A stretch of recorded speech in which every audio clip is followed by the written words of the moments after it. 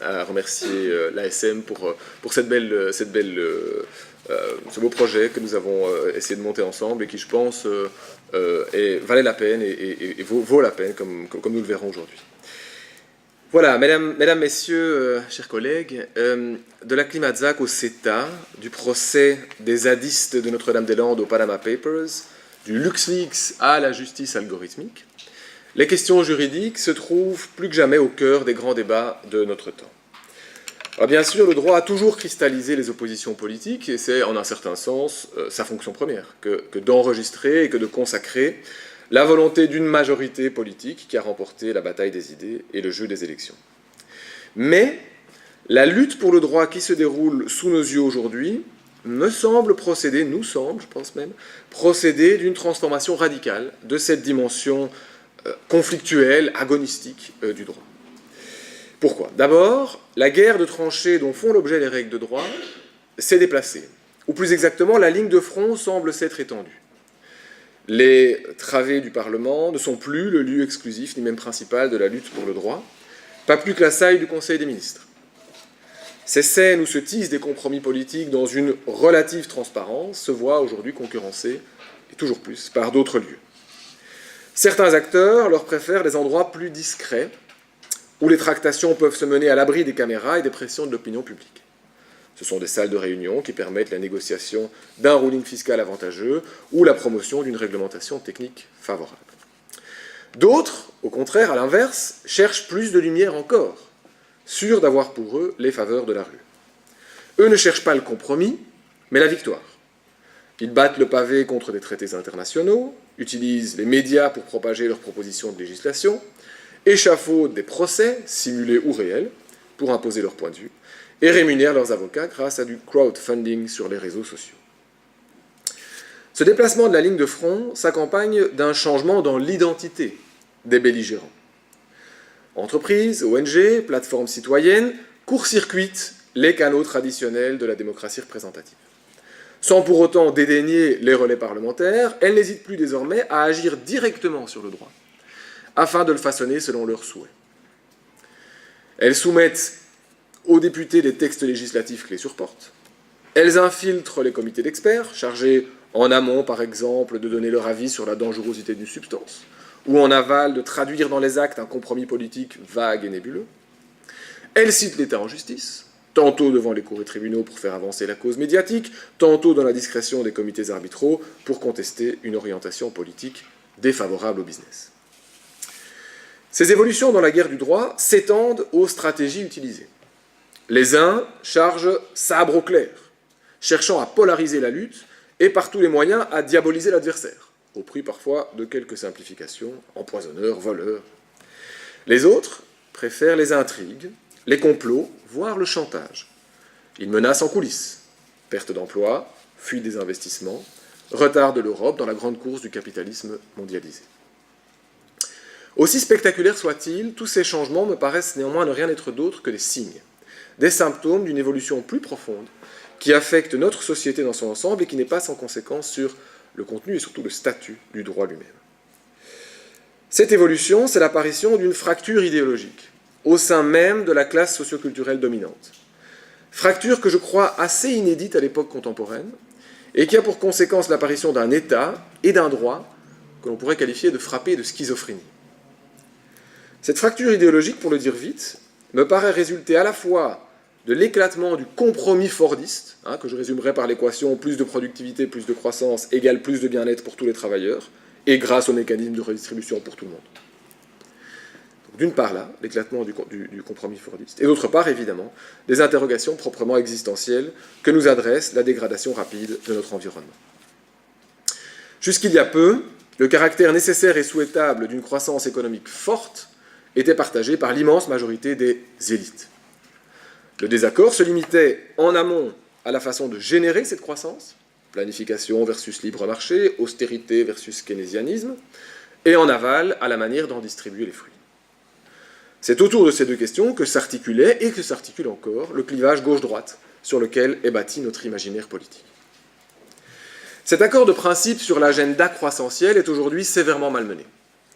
Bien sûr, cet agenda continue d'être vécu comme une urgente nécessité par nos dirigeants, qui, à juste titre, inquiets du remboursement de la dette publique comme du financement de nos pensions, redoutent plus que jamais un essoufflement de la production des richesses. Mais la quête sans fin de nouveaux gisements de croissance a conduit à une double extension de l'économie. Sur le plan géographique d'une part, c'est la mondialisation. Sur le plan substantiel de l'autre, matériel, c'est la colonisation par le marché de secteurs qui jusqu'ici échappaient à sa logique. De la privatisation des services publics à la commercialisation des données à caractère personnel et même des gaz à effet de serre, le fameux permis de polluer. C'est, je crois, cette double extension qui a abouti à briser ce compromis fordiste. D'une part, la mondialisation, et en particulier la libre circulation des capitaux, a rendu plus illusoire que jamais la capacité des États à capter une partie des profits générés sur leur territoire et à en assurer la redistribution.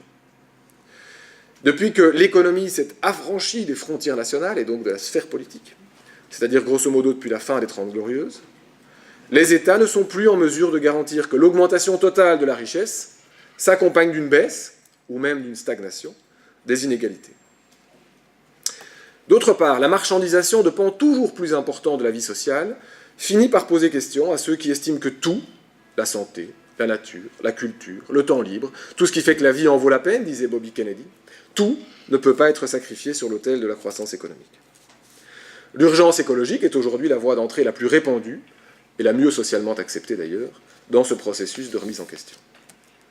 Nous avons donc deux camps qui se font face. Ceux qui voient dans l'extension du marché et l'innovation technologique qu'elle permet la réponse aux défis d'aujourd'hui, s'appuyant non sans raison sur les succès engrangés par 2 siècles de révolution industrielle, et ceux qui, sans renier ces succès et progrès, se demandent s'il est sage de continuer à se fier à ces seules recettes lorsque certains ingrédients commencent à manquer et que la pâte ne lève plus. Les uns et les autres s'opposent à coups de références économiques, historiques, sociologiques, scientifiques. À n'en pas douter, 2 paradigmes se font face. Fidèle reflet de cette société divisée, l'État, de plus en plus souvent, me semble-t-il, décide de ne pas choisir. Prenez le CETA. Ce texte affirme dans un même souffle que les investisseurs doivent pouvoir attaquer les États devant un tribunal d'investissement si ceux-ci prennent des décisions susceptibles d'affecter leurs investissements d'une manière injuste ou inéquitable.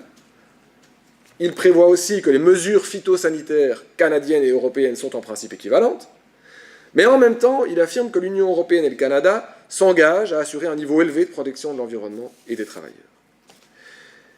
Personne ne s'inquiète des tensions et même des collisions que ne manqueront pas de générer ces engagements partiellement contradictoires, confiés de surcroît à la garde de juridictions, je mets tous les guillemets nécessaires ici, différentes. On pourrait multiplier les exemples d'une telle schizophrénie dans les discours et pratiques politiques. La Belgique signe à tour de bras des traités de libre-échange qui interdisent toute forme de protectionnisme, et elle multiplie les initiatives visant à promouvoir le commerce local. Le glyphosate est approuvé au niveau européen, sa mise sur le marché est autorisée au niveau fédéral, mais son utilisation est interdite à Bruxelles et dans d'autres régions. La Commission et les États membres interdisent les néonicotinoïdes pour protéger les abeilles, mais la Belgique les autorise quand même, en urgence, pour préserver la compétitivité de l'industrie sucrière belge. La Belgique ratifie l'accord de Paris, mais maintient le système fiscalement avantageux des voitures de société. Le gouvernement pousse des cris d'orfraie face aux atteintes à l'état de droit en Europe de l'Est, mais organise le sous-financement structurel de notre justice, appelée à devenir plus performante et à faire mieux avec moi. À l'art délicat de forger des compromis, tente ainsi à se substituer une cacophonie de messages contradictoires. Tendance renforcée par la gouvernance multiniveau, européen, fédéral, régional, local, qui caractérise notre système politique. Observons au passage que ces incohérences de fond se doublent bien souvent d'une opposition sur la forme.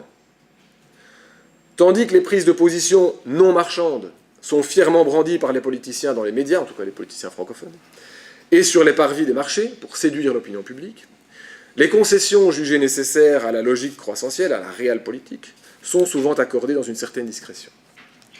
Dans un cas comme dans l'autre, l'art de la politique laisse la place à d'autres compétences et métiers. Le communicant fait briller l'engagement citoyen du ministre sur les réseaux sociaux. L'économiste et les marchés lui dictent la bottom line de sa politique. Et le droit dans tout cela, que devient-il ? Je l'ai dit, je crois qu'il porte lui-même de plus en plus les signes de cette schizophrénie. à tel point qu'on a pu proposer ici même, il y a quelques mois, de substituer à la summa divisio droit public, droit privé, la séparation entre droit croissentiel et droit convivial, avec d'un côté une constellation de règles les plus diverses, favorisant la dynamique du libre-échange, avec pour objectif la libération du sujet de droit, entendu comme travailleur, consommateur, investisseur, par l'augmentation de son pouvoir d'achat, et de l'autre, un mélange de normes variées qui protègent le commun, commun naturel, commun culturel, commun politique, dans une optique d'émancipation fondée cette fois sur la vulnérabilité du sujet du droit, conçu ici comme un être sensible, inscrit dans un collectif. Le drame n'est pas que ces deux blocs de normes coexistent, au contraire, c'est heureux, pour autant que cette coexistence soit équilibrée, ce qu'elle n'est peut-être pas aujourd'hui, mais c'est un autre débat.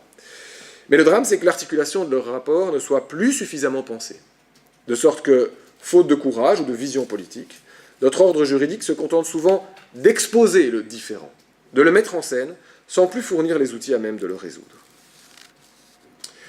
Mais si le contenu de ce droit réversible, comme un manteau, peut faire l'objet d'appréciations divergentes, c'est plus encore, je crois, son statut et sa fonction qui se trouvent en dispute derrière les pratiques des nouveaux belligérants dont je parlais tout à l'heure, et ce sera déjà mon dernier point.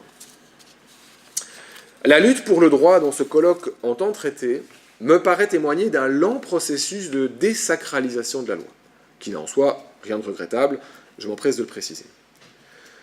Le droit paraît progressivement perdre l'autorité et la solennité qui étaient la sienne, et qu'alimente toujours des lieux, le Parlement, le tribunal, des professions, un avocat désintéressé, simple auxiliaire de justice, qui est honoré par son client, un savoir dogmatique, incarné par des codes, des précis, la doctrine, et un lien particulier à la souveraineté. Arraché aujourd'hui de plus en plus de son piédestal, comme beaucoup d'autres figures de l'autorité dans nos sociétés horizontales, ou en tout cas horizontales en apparence, le droit se voit ainsi ramener dans l'orbite d'autres savoirs et d'autres répertoires de l'action. D'un côté, il est capté par les codes et les référents du registre économique, du registre marchand. Il se voit réduit à un simple corpus de règles, à la fois source de menaces et d'opportunités, avec lequel il convient de jouer pour consolider ses points de croissance. Pour l'État, il devient ainsi un outil de négociation en vue d'attirer les entreprises, au moyen de rulings, d'abaissement des exigences sociales et fiscales, etc. Et une arme permettant de causer du tort aux concurrents étrangers de l'industrie nationale. L'application extraterritoriale du droit américain, et même désormais de plus en plus du droit européen, en offre un parfait exemple. Antoine Garapon en parlait ici même il y a quelques semaines, il parlait de lawfare, c'est-à-dire l'idée de mener la guerre désormais par le droit. Pour les entreprises, le droit est à la fois un enjeu de négociation, il s'agit d'aménager un environnement régulatoire aussi favorable que possible, une arme dans ses pourparlers avec l'autorité publique, c'est la menace d'un recours à l'arbitrage d'investissement qui peut porter ses fruits, et un outil permettant de distancer ses concurrents. Je pense notamment à la standardisation qui permet aux entreprises d'imposer, pour l'accès au marché, le recours à certaines technologies et procédés et d'en exclure d'autres, qui seraient ceux de leurs concurrents. Pour l'avocat, le droit devient alors un marché comme un autre, de sorte que sa profession ne se distingue plus de celle d'un entrepreneur. Les confrères sont des concurrents, à évincer. Le client, un consommateur de justice qui mérite d'autant plus d'égards qu'il note désormais son avocat comme son restaurant favori. Quant à la robe, elle incarne un monopole qu'il convient de défendre envers et contre tout, y compris contre l'intelligence artificielle. Il y a 2 ans, à la question qui forme le titre du dernier livre de François Host, « À quoi sert le droit ?», un éminent collègue et arbitre international, notons-le au passage, répondait à François avec un haussement d'épaule, « À quoi sert le droit ? À faire de l'argent ». Dans cette version marchande du droit, le juge devient pour sa part un travailleur à la chaîne, tenté parfois de durcir les règles de recevabilité pour faire du chiffre et augmenter sa productivité.